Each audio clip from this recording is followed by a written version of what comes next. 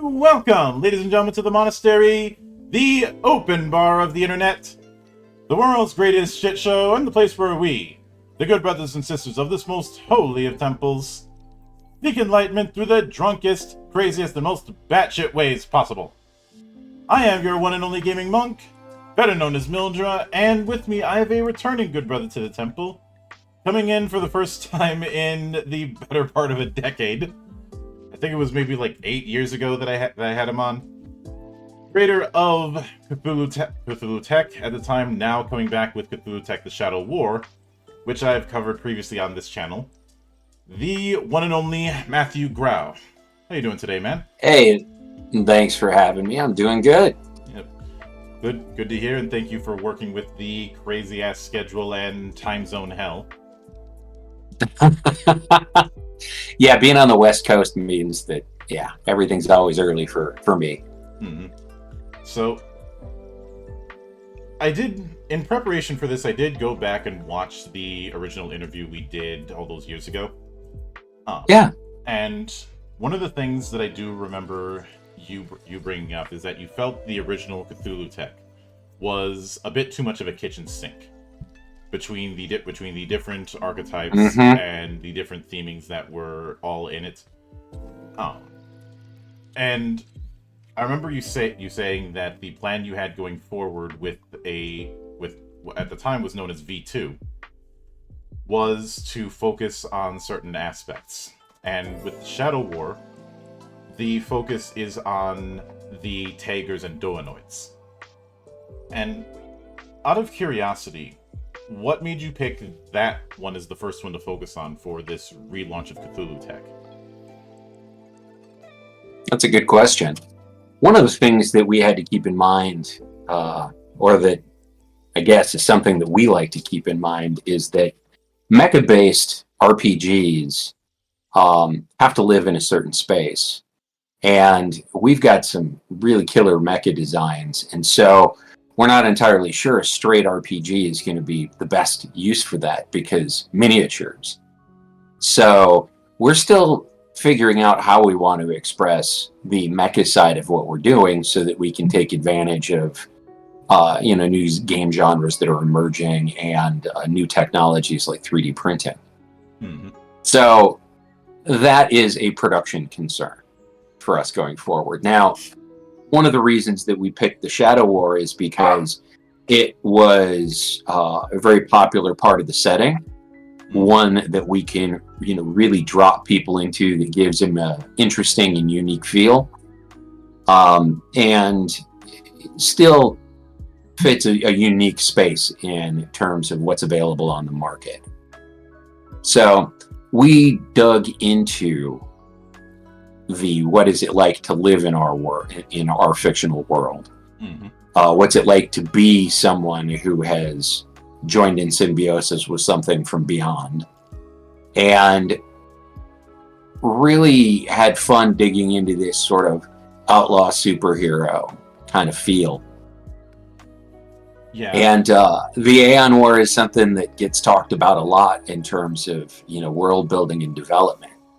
And something's going to happen. We've been discussing various avenues, but the desire to be able to create something 3D is pretty strong. Mm-hmm. Yeah, I could definitely see that. And yes, especially since the concept of taggers, I believe, is the part of the universe that's most strongly drawing upon Guyver the bio-boosted armor. yes. And I suppose even though it's more of a magic-based thing, I could also invoke... have you ever heard of a Tokusatsu series called Grau? I have. Grau is definitely in that outlaw superhero kind of thing, though. Even though it does lean into the fantastical a little bit, the monster designs are very much horror-based. Yes. So maybe that's something you could potentially add to the to the research pile down the road. Okay.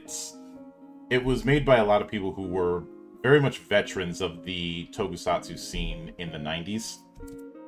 And because of the fact that they were making it for an older audience, they were able to cut loose. But I think one of the big things that really changed was, instead of using the admittedly swingy framework system from V1, you went with this 3-tier approach of fundamental, avant-garde, and mixed, along with a die pool that's success-based but isn't really tied to any one dice. So I'm curious what was the inspirations or the chain of events that led to that kind of thing. So the chain of events was all right. So Bob Ahrens, who was part of the design team for the first half of the cycle, is a talented mathematician, and he's very good with computers. And so he began to run simulations and getting various forms of data that showed how the system performed. And with his skills, we were able to run epic amounts of simulations. It's pretty crazy. Mm-hmm. And what it told us was that this system is swingy, really swingy. And so it's like, yeah, you're going to have high highs and low lows and not much in the middle. Yeah. And we didn't want that to carry over into the new edition. So we got the information, like the hardcore data about our system, and went, okay, then we need to do something different. And so that's when we created the system as it exists now. The idea behind the dice agnostic system, is what we call it, is that the simplicity of being able to look at a die and be able to determine whether it's positive or negative, right? Is it even or odd? Creates a really easy way for people to determine what they're doing. It's not, I have to look at each die and determine, does it fit a certain number? It's just like, okay, boom, boom, boom, boom, boom, I'm done. And the other advantage that created was you can use any kind of die you wanted. Once it's binary, as long as your type of die is even, and there aren't many odd sides of dice and most people don't have them, you can use whatever. So it's like, oh, well, we're playing this tonight. I plan to play D&D. It doesn't matter. I can still use all the same dice and not be, short dice. And we really liked that aspect of it in the end. We're like, hey, it's cool to be able to use whatever dice you want. You can flip coins if you want to. In one of my tests, I didn't use coins. I used a deck of cards. Just have it. Just have it as reds as evens and blacks as odds. Yeah, which another great way to do it. Which I may down the road I may revisit to see if I can do more stuff with it, because I honestly think that cards in TTRPGs, whether it be playing cards or something else, still has a lot of untapped potential. Like, there's not a whole lot of games out there that really use cards, and I know somebody's gonna say Savage Worlds. That doesn't count, because the only thing Savage Worlds uses a playing card deck for is initiative. Yeah, it's not like it used to be when Deadlands was first released. Cards had a much a much more important role to play. But yes, I'm talking about card-based ones, I'm talking about things like Dragonlance 5th Age and the Marvel Adventure game from TSR back in the mid-90s, or I actually worked on the Marvel game. Yeah, or its successor, the Saga Machine family of games by Tab Creations. Yep. Yeah. Those were all great. Malifaux is a card-based system to match their Malifaux, the tabletop game. Through the Breach, their RPG uses more or less the same mechanics, so that is very card-based. But again, that's a genre you have to be into. Malifaux's its own animal.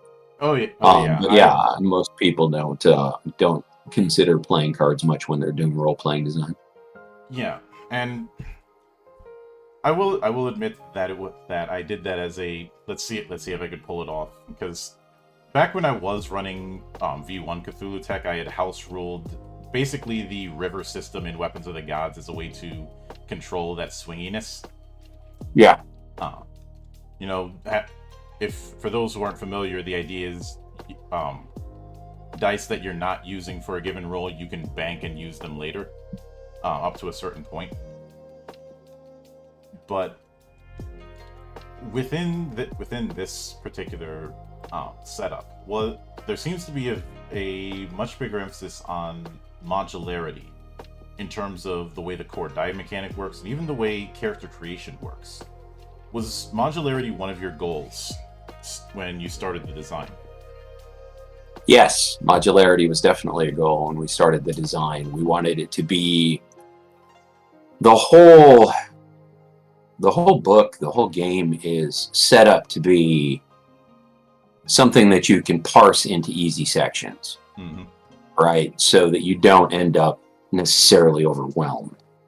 The system was one of those things that evolved as we went on. So the first part of it, when I started talking about, hey, I've got these ideas for a narrative system where you're spending your attributes to guarantee success and blah, blah, blah. It's like, okay, well, I like the endurance system that creates, and there's a lot to think about with that. Okay, we worked that out, and then it was like, hey, people aren't just going to want to play like this. Like, oh yeah, let's look at dice rolling, and we're like, oh, okay, well, that's easy. We tried originally to have a version where you didn't do any dice rolling, but that just didn't work. So with our base system, we have a set of rules that are easy to understand, and then we create the slightly more complicated, for the GM, resource-based system. And then it was like, well, these two can also be put together for a hybrid version, which our development team really liked. And so it just ended up taking on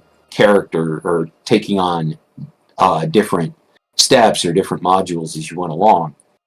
And it also allows us to do system, in terms of mechanics development, it also gives us the ability to bolt on or mix and match various sections so that we're not disrupting anything, or we can plug options in without any sort of an issue.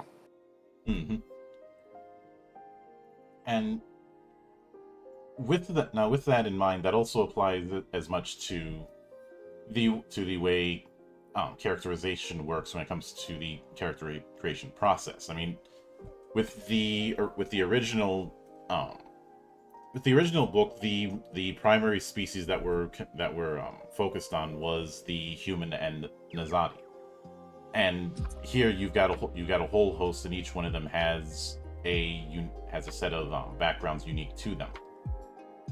And I'm guessing the backgrounds thing was one of the important things you wanted to put in, so that where someone comes from is just as important as everything else.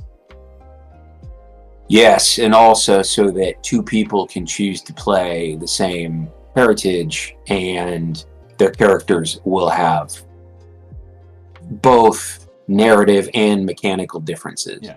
And speaking on that modularity, there's a bigger theme of character creation is a series of choice packages, which is certainly a different approach compared to V1, which was more about point buy, very much in the style of a lot of games in the early to mid 2000s, and definitely still a lot of the DNA of things like Shadowrun and World of Darkness. Yes. But as much as those particular approaches are romanticized, and maybe you guys came to this conclusion as well, it also can lead to the issue of choice paralysis. Because I've criticized Shadowrun for this, and CthulhuTech also had this issue with V1 in the sense that even though there's it takes the approach of throwing you into the pool and saying swim, damn it, with the point thing, and so people end up relying on the set of pre-gens as a starting point. I know I saw that a lot with Shadowrun, for instance. And I'm curious if that kind of trying to avoid analysis paralysis was something that was at the forefront with the design goals. Yes, that was definitely one of the design goals, but also more importantly, we just trimmed a lot of fat. It's like, why give players 30 choices if 27 of them are not good, or are hard to role play, or are just weird, right? Those are things that you can just build into your character. Let's make the choices that you make impactful and give you interesting role-playing opportunities and cool abilities. Yeah. And it also means we can avoid the min-max problem, because also you don't forget what stuff does on your character sheet. Yeah, and I've advocated for playing from the sheet because one of my unfortunate whipping boys was White Wolf, and subsequently to a certain extent Onyx Path as well. Their insistence on having a one-page character sheet. Except because of the way their games work, that one-page character sheet, you are going to run out of room after less than 5 sessions. Oh yeah, back in the old days, in like first edition, everything had 4-page. Even in third edition, had 4-page character sheets. Because if you played any length of time in a World of Darkness game, one sheet was like, okay, this is just where I keep my numbers. I got to keep everything else in other sheets. Nobody I know ever used the official character sheet because of that. The official one was insistent on being a one-page thing. Yeah. I think Aberrant was 2-page, but I haven't played OG Aberrant in years, so don't quote me on that. But every single World of Darkness game, Exalted, Street Fighter, all of them used a one-page sheet. And with some of them you could maybe get away with it for a little while. For ones that were very high on the power fantasy thing, like say Scion or Exalted, especially Exalted, or Street Fighter, there's no way you can do that one page. And I guess Onyx Path saw the writing on the wall because everybody was using Mr. Gaun's sheets, so they just hired him. Nice. Yeah. But yes, our character sheet is in process right now, and it's 4 pages. Yeah, and I remember with some games people were aghast at the whole idea of why do I need 4 pages for all this stuff? It's like, because it's better to have redundancies than try and squeeze it all into 1 page or 2 pages, especially if you're doing a long-term game. Yeah, exactly. I mean, for a one-shot or something like that, you'll only need to, or like a really short game, you'll only need to use 2 pages. But the other pages help expand out. Like, this is a character I'm playing over time. I want to have space to be able to record the things I need to record. Mm-hmm. Oh, yeah. And, of course, the other thing is that there has been a significant overhaul when it comes to the way taggers work and the way that their forms work. And in the process of that, it seems that one of the big things is the fact that the archetype is, if I'm not mistaken, somewhat optional now, where you have the option to make a full custom tagger if you so wished, instead of using a package. Well, you're still restricted based on the thematics and abilities of the type, right? Like, so it's still a Ferrari, but you've changed around what it can do. Yeah. Right? So you can make 2 characters that are of the same symbiont type and be built differently enough that the space you occupy feels different. Mm-hmm. And to that end, I'd like to go through if you don't mind, I'd like to go through the tagger list and play a bit of association. Think of it like the geekiest Rorschach test you'll ever do. All right. I'm gonna go through the names of the symbiotes, and you can tell me what sort of characters in other styles of games would be a natural fit for someone if they were building a tagger within this system. Okay. All right. So, first one is Echo.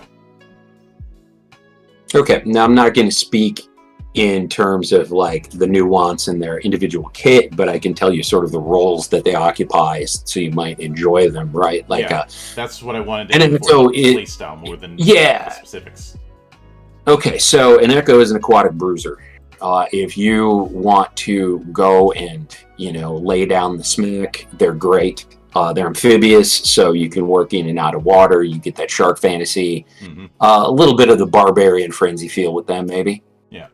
Although, I'd say instead of shark, let me raise you one with orcas, the real danger of the sea. Yeah. Yeah. Whenever orca shows up, these sharks get the hell out of Dodge. Yes. All right, this is going to be pretty obvious, but Ifrit. Well, on fire. So, you know what? Honestly, if you play D&D, you know, like Paladin, probably, you got that aura of fire, and they are tanks that are meant to call a lot of attention to themselves, right? So if you enjoy playing like a tank role or the any sort of I am here to protect my friends and deal with crowds, they're great. Yeah. Mirage. Illusion caster. So if people who enjoy face type characters, they're great for that. If you like to be the social and the social influence character, they're great for that, and they do a lot of stuff with visual illusions. Mm-hmm. So if you like illusionists, they also fit that category. Mm-hmm. Phantom. Phantom, definitely tank. They are more of a peel tank, though. They do things like, or I'm sorry, a martyr tank. Mm-hmm. They tend to do things like get in the way to take damage for you. Mm-hmm. They're the only type that can also stimulate healing in other taggers. So, they're like your high hit point cleric, where you stand and I'm going to save everybody and get a beating at the same time. Mm-hmm. Shadow. Oh, that's for everybody who's ever played a rogue ever. I mean, you are. Hold on, let me couch this in the appropriate video game terms too, right? I said that Echo is a bruiser, the Ifrit is a tank, the Mirage is a caster. And then we've got the who are we talking about now? Sorry, I got to go back. The Shadow. The Shadow. Mm-hmm. The Shadow is ranged DPS. Your characters are going to be super stealthy, sneaking in and out of places like nobody's business. And when combat time comes, you're going to be firing clouds of projectiles. Mm-hmm. Spectre. Spectre. Assassin. This is a character who is designed to float through walls and obstacles to get to the person that they intend to end and then end them. Mm-hmm. So, you mentioned rogues earlier. This is more of the backstabber kind, sounds like. This is straight up assassin. Single target, lots of damage. Yeah. Vampire. Winged bruiser. Mm-hmm. Right. Especially if you like a gore aspect to the whole thing. Yeah. Because their bodies sort of soak that stuff up for sustenance. So they are they're winged bruisers. If you want to, roll around in the dark and roll around in the sky and then descend on somebody and just crush them, they're great. Yeah. Whisper. For anybody who's, enjoys taking in the world, they're definitely your scout class. Mm-hmm. Right? Somebody who's got a lot of sensibilities and then crowd control abilities to go with it. They're very much a support character. They're out there to mark targets. Well, I mean, it's not that a whisper can't do harm on its own, but it plays most strongly as a support type character who is aiding the rest of the group. Yeah, I suppose another example would be something like a command tank, in a tank platoon. Yes, except they're very much not tanks. Mm-hmm. They're not glass cannons. It's not like they're going to crumple. Yeah. But they, they're not meant to be in long-term battles. Mm-hmm. And Widow. But you get to fly. Yeah. That is Widow. Mm-hmm. Also an assassin, right? This is something that can move incredibly fast on its four legs, something that can crawl over stuff, jump all across stuff, and spin webs. And when it gets what it wants, it just ends them. It gets in there with a little venom, and that's the end of it. So, definitely creepy. Oh yeah. Although right, Spectre's like the like, oh wow, that's crazy assassin. A Widow is like, oh my god, I don't even want to look at it. They're scary. For some reason, I ended up thinking of the witch in Left 4 Dead. Really? I'm not sure how much of Left 4 Dead you played, but whenever the weeping sound of the witch is heard, everybody has to be very careful, because if she gets pissed off, she just goes ape shit on whoever is in that. Oh yes, I very much remember her. I hear the sounds of weeping. Okay, let's walk away from them. Yeah. In the same vein with the way you described vampires, for whatever reason, I kept thinking of Assault Marines in 40K. Yes. Assault Marines, and also, if you play BattleTech, the good old Highlander Burial. Well, in 40K, you'd be thinking more like Raptors from Chaos Marines. Mm-hmm. Right? Because they descend from the sky with a whole different vibe. Yeah. But it is still the good old dive bomb tactic. And if you ever played BattleTech, did you ever use a Highlander?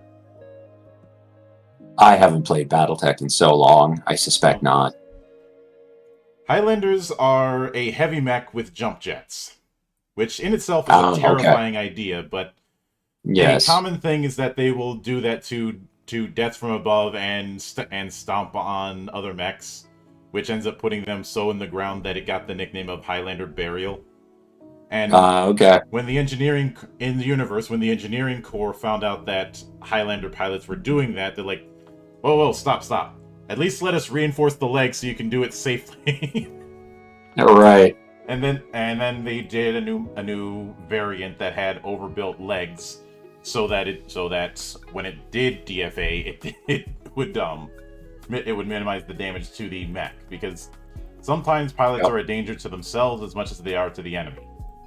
And that is exactly one of our developers has played a vampire for a long time, and he gets all kinds of overconfident, just goes racing in to just do enormous amounts of damage, and then routinely he ends up getting knocked out of combat. He's like, all right, I'm out. Yeah, Like, dude. there's always that one person who thinks that doing the open charge is a good idea. It's hard when you're playing a vampire to not want to dive down on something from above and end it. Mm-hmm. It's really hard. The temptation is just right there. You just got to be cautious that you're not going to land, say, in the middle of, a bunch of monsters. Yeah, I've never had the predilection to do the open charge, because I was always the person who would be placing all manner of traps across a given battlefield. It's like, okay, he stepped over there. Yeah, he's gonna explode now.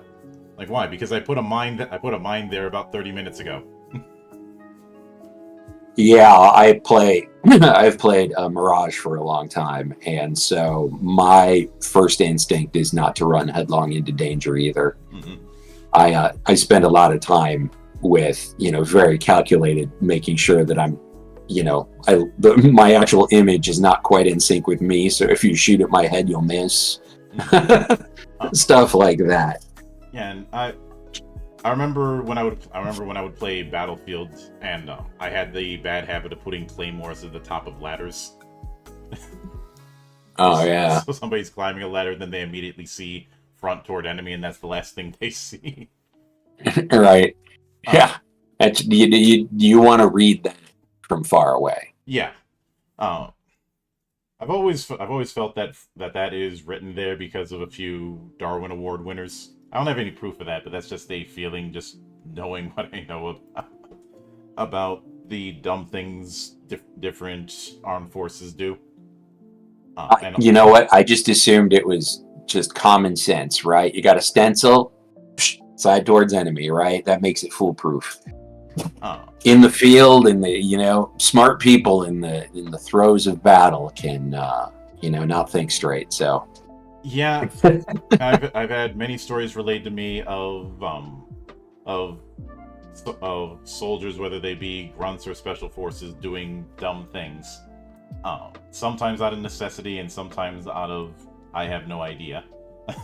But yeah, I mean, having never been in intense combat, I can only imagine that your clarity of thought is very different. Yeah, but like in some of my early games, I had homebrewed spells like Summon Anvil, which did not make an anvil appear next to you. It summoned an anvil the same way an anvil would appear out of nowhere in a Looney Tunes cartoon. Okay. I thought Warner Brothers at first. Yeah, or doing things. The one story that I always bring up to people is the up button.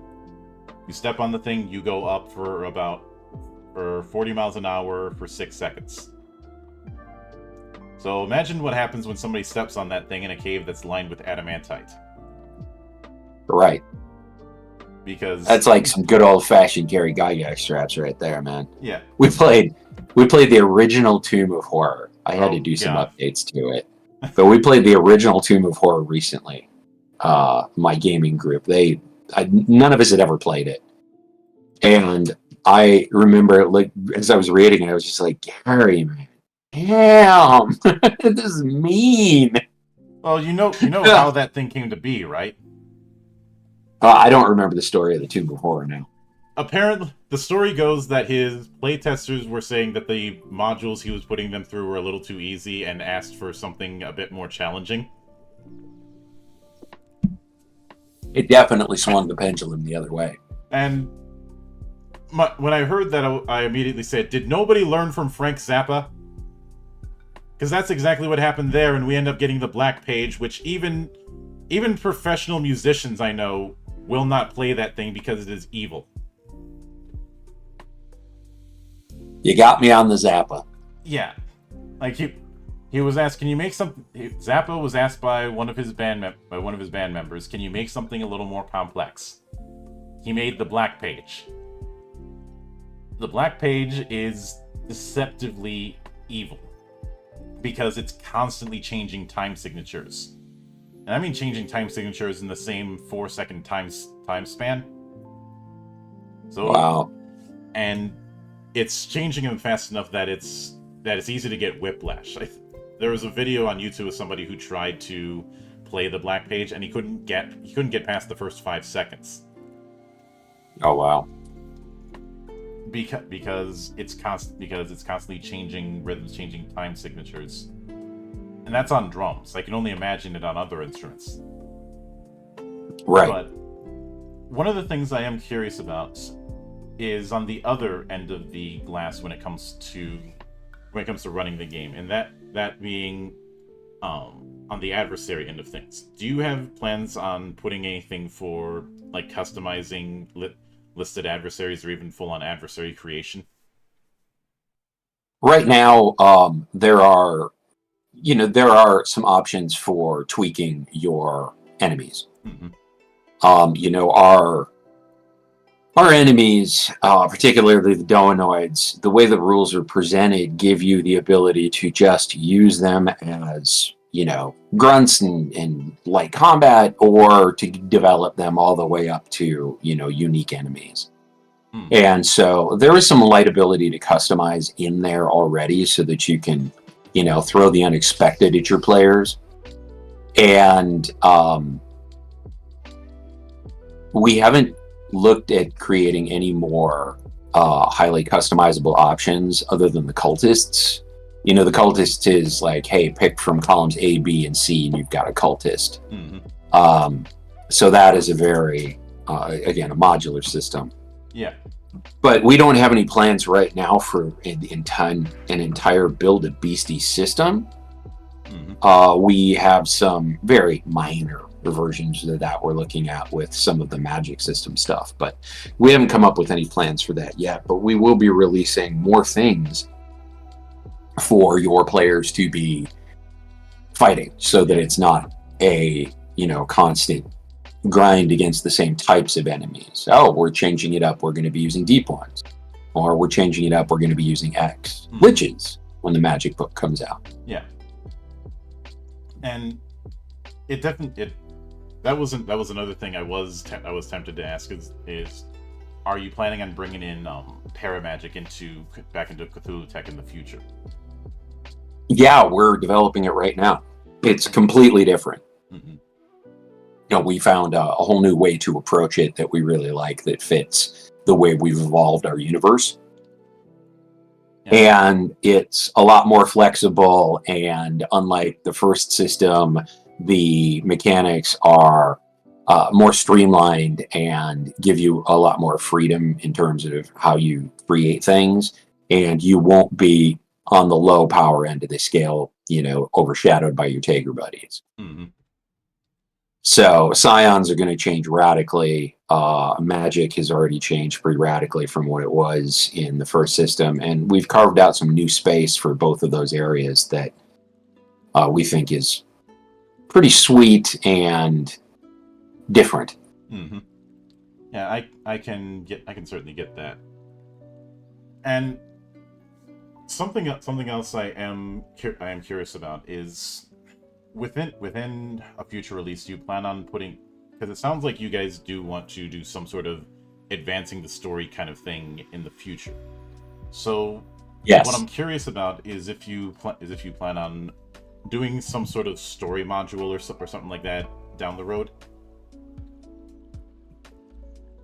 Yes, yeah. The ideas that we've had with regards to how best to present those is to do a couple of books that covers our arc. Mm-hmm. Giving GMs the toolkits that they need to incorporate those major events into their campaigns. Yeah. As opposed to trying to stat them out as, hey, here's where you start, and then you can go here and here. They're going to be more toolkits for GMs to develop on top of than fully statted step-by-step adventures. We are also going to be licensing this under the ORC, so we're actually hoping that some of our community members will also write some adventures for everybody to enjoy. Mm-hmm. And when it comes to the whole advancing the story thing, if I say that around Warhammer players, they're going to get a 1,000-yard stare, because every time Games Workshop tried to do that, it backfired in their face, like the infamous Storm of Chaos event that did not go in any way the way that they wanted it to. Well, some of the things have worked well, the Return of Gilliman, the Inari, the there's the latest Crusade and the Shattering of Cadia. They when they advance it. Listen, I am a diehard 40K guy, and I can tell you that the thing that breaks my heart the most when it comes to 40K is when they change the rules and either suddenly change the unit comp, so you either have too many figures now of a type or too few, or they phase out a unit altogether. That's all rule stuff and based on the physical stuff you're buying. When they mess around with the lore, I think it's fun. I've read a lot of the 40K fiction. Yeah, and but I can see what you're saying. But one of the admittedly, the 1,000-yard stare is more for fantasy players, because the end time still leaves a very, very deep scar. Yeah. And yes. If you listen close, you can hear a million people say "fuck the end times." But for me, when it comes to the whole advancing the story thing, the bigger issue has been bringing people in while having to deal with the meta plot problem. This is a problem that CthulhuTech has. It's a problem that, as much as I love it, Legend of the Five Rings, it can have, though it has found ways to sidestep it over the years. It's more of, when you include too much backstory, there's the issue of, where do I fit the party that's at the table here? Yes,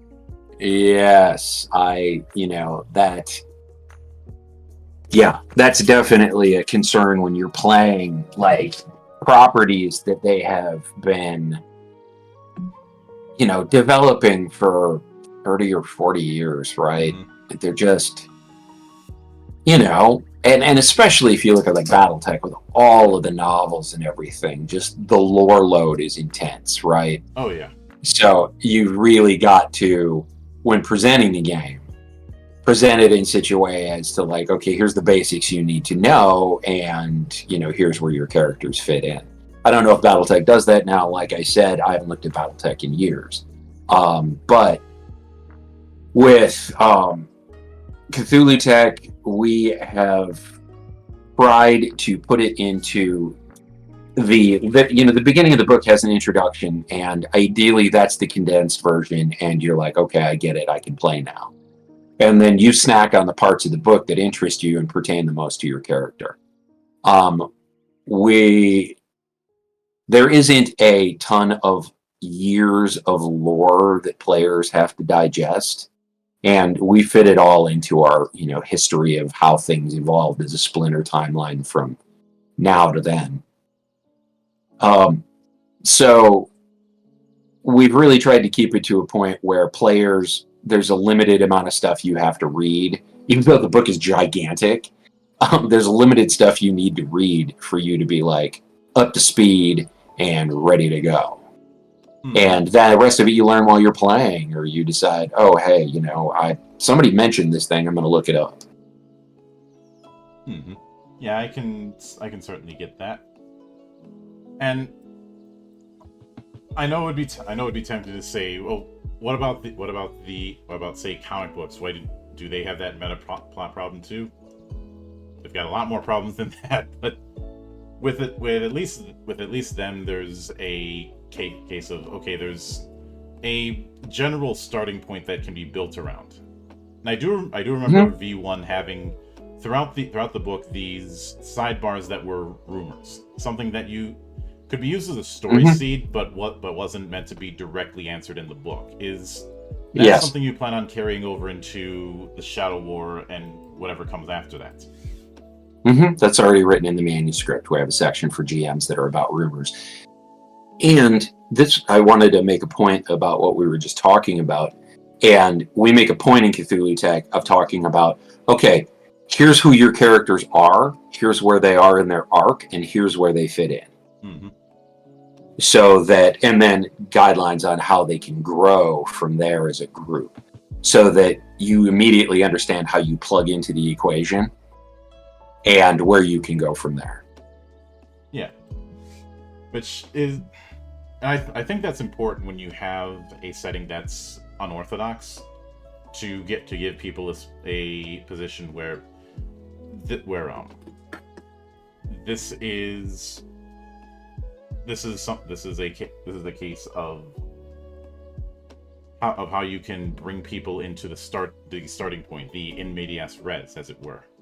Since the equivalent of the you all meet in a tavern kind of thing that's become a meme over the years. I had a bit of a back and forth regarding the whole murder hobo debate, and I had said that it's a symptom of a problem.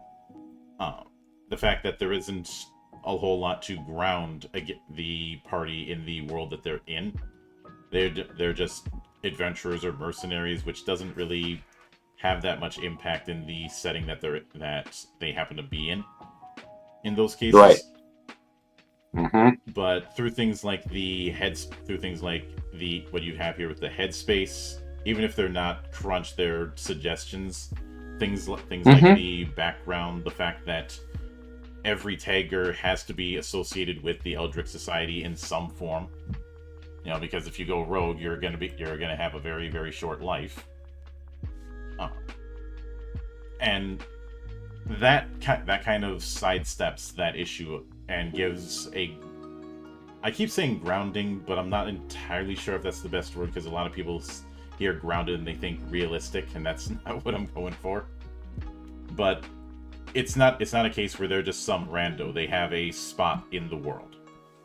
Mm-hmm. They have a touchstone, right? Like something that you can, hang your hat on. Let's keep going with the bad analogies, but it gives you it starts you out on solid footing. Right? You don't have a lot of whys. You're like, oh, okay, well, I'm here. This is what I am, and this is what I'm doing, and this is the world around me. Okay, great. That's a great way to start a game. Yep. And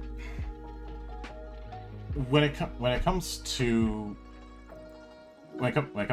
the future direction with CthulhuTech, were there any concepts that you guys had considered that, as things developed, ended up getting phased out just because it wasn't going to work with the direction? Are you talking about the good stuff? I'm talking about the stuff that had to be left on the cutting room floor. Okay, let me think about that. That's a good question. I'm not sure so much got left on the cutting room floor because we sort of either chucked it because it wasn't good, or we developed the idea out further or on top of it. Players that are familiar with it shouldn't find anything that's missing. They're going to find a lot of new and delightful stuff that's going to give them a better idea of what the world is, give them better character options and more choices. What? Did anything get out? No, that got evolved too. We did it about a year ago. We did another massive pass on the meta plot. And the reason for that is you really need to be developing out, because you might run into things that impact the core book. You're like, oh, hey, we got this new idea for this thing, and we still have the ability to change, thank goodness. Or, oh my God, we got something wrong. Like, for example, there's a skill that we got rid of in the core book because we'd been developing magic, and discovered that they were the distinction between the two was not enough for them to be separate skills, so we combined them and reduced our skill list by one. And we would have had to live with that if we'd have published the core book, but it's turned out to be great. So all that got changed in the core. And the same with story. We, really took and brought everything to a new level and better nuance and all that kind of stuff. And I'm thinking of character options and ideas that we had from the first edition and what got left on the cutting room floor. Well, when sorcerers and psionics are introduced, that's going to carve out a whole bunch of character types. The one thing that almost got left on the cutting room floor was the idea of just making mortals. But a case was made that really convinced me we needed to do it. So in the Magic and Psionics book, there's going to be rules for playing mortal champions. Mm-hmm. So if you're like, there's challenges with that, but it's like, all right, we want to be a group of Tigers, and there's that one guy who's like, I want to be the Punisher. Okay, cool, here you go. Somebody who wants to be the badass normal, essentially? Yep. I don't want to exclude that person from having the option in our game.